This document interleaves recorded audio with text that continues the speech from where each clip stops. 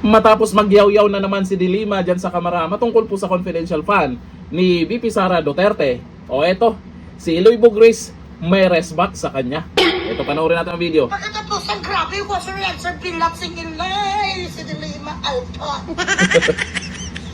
Nagalagay-lagay si Dilima. Araw-araw na ginawa sa ang Diyos para disintisa. Na parang Madrid Cacao si Sister Faustina Dilima Kaplok.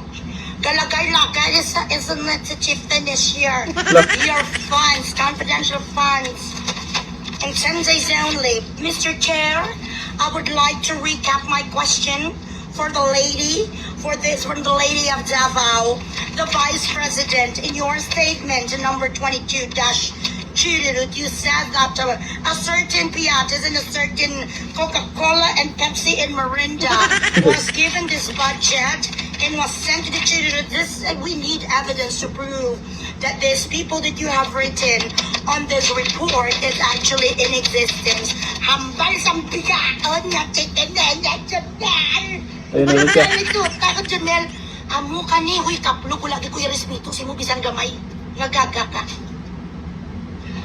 Putangin na ngayon. Limpak-limpak nga sa lapi ang lumapas. Ang mga pangalan ni Trillanes pala itot nga 4 ang itlog sabi sa nagtsupa sa kanya. 4 na loy ang itlog ni Trillanes, loy kina-secret lang na binibigyan kami ng pera. Tapos maliit ang kanyang karukuto battery. Nandoon din ang pangalan mong Histas Bravas Hudas. Kayong lahat, lalong-lalo ni ang bilating loy Kimbaw, kumanda ka lang sa akin, malaman ko kinang imong ariday. O ayan, Dilima, hindi ka titigilan na bugrisan ni Eloy Bugris. Alangan ba naman?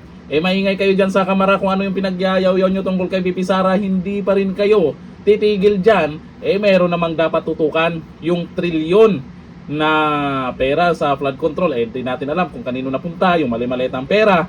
Puro kayo impeach VP Sara. Pero tungkol dyan sa pagpapa-impeach kay VP Sara, ang sabi po ng isang attorney dito at marami pang mga nagsasabi na maabsuelto itong si VP Sara Duterte sa impeachment. Ayon dito sa Nightline News, iginiit ni dating Chief Presidential Legal Counsel Attorney Salvador Panelo na kalaunan ay maabsuelto rin sa impeachment si Vice President Sara Duterte. O ito ang dahilan kung bakit maabsuelto.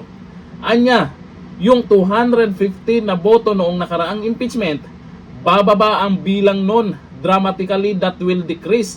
Pero makakapasa pa rin. Asahan na po natin yan kasi yung pang-4, sabi nila si Tamba daw ang may gusto nun. Hindi natin alam.